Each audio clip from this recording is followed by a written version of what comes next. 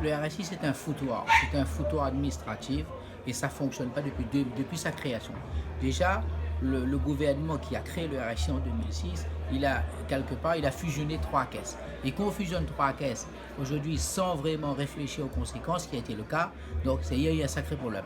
Avec l'ISU, l'interlocuteur social unique en 2008, qu'est-ce qu'a trouvé de moi fait le gouvernement? C'est de faire le RSI un organisme collecteur. Le RSI est un organisme collecteur. Aujourd'hui, on collecte pour l'USAF, on collecte pour la sécurité sociale, on collecte effectivement pour la CAF, on collecte effectivement la cotisation de la formation professionnelle, on collecte pour les impôts et on collecte pour la retraite. Or que le RSI, à l'origine, c'est un organisme pour la maladie. Mais je dis aujourd'hui, c'est avant. Les gens étaient à jour de 85 à 90%, les gens étaient à jour de la sécurité sociale quand l'USAF pouvait collecter et avait la compétence pour collecter séparément. Le fait d'avoir mis effectivement l'ensemble de ces organismes, de faire de RSI un organisme collecteur, mais il y a plus de 50% des gens ne payent pas, alors qu'avant, individuellement, les gens payaient. Mais je dis aujourd'hui, demain, si on revient à un système d'organisation séparé, ça veut dire que l'USAF reprend sa compétence, la sécurité sociale, et nous savons tous que la Sécu a quand même effectivement un moyen de contentieux comme très fort. 25% des entreprises pourraient se retrouver en redressement ou en liquidation judiciaire.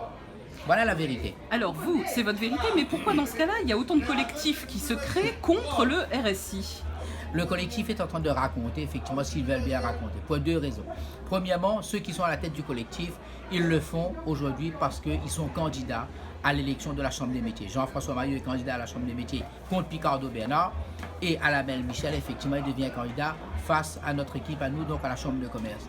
Mais si on veut grappiller des gloires, il faut à un moment donné, quelque part, raconter des mensonges. Dire que l'Europe vous permet. Moi, je suis d'accord de dire qu'à chacun, tout un chacun aujourd'hui, si on me pose la question, moi, je l'ai dit, moi, je suis d'accord que chacun puisse effectivement s'assurer individuellement. Mais la loi ne le permet pas. Que ce soit je suis à la chambre de commerce, que Picardo est à la chambre des métiers, ou que ce soit même ces gens-là demain arrivent à la tête des chambres consulaires, ils n'auront aucun pouvoir de le faire. À part de raconter des mensonges, ils n'auront aucun pouvoir de le faire. C'est ça la vérité. Et aujourd'hui, mais la vérité éclate. Pourquoi? Parce qu'ils sont candidats. Ils font tout ça pourquoi? Parce qu'un est candidat à la chambre, l'autre est candidat à la chambre des métiers. C'est ça la réalité. Et qu'on est candidat et qu'on n'a pas effectivement d'autres possibilités aujourd'hui d'avoir quelques gens pour voter pour eux. Je dis quelques personnes pour voter, mais il n'y en a pas beaucoup.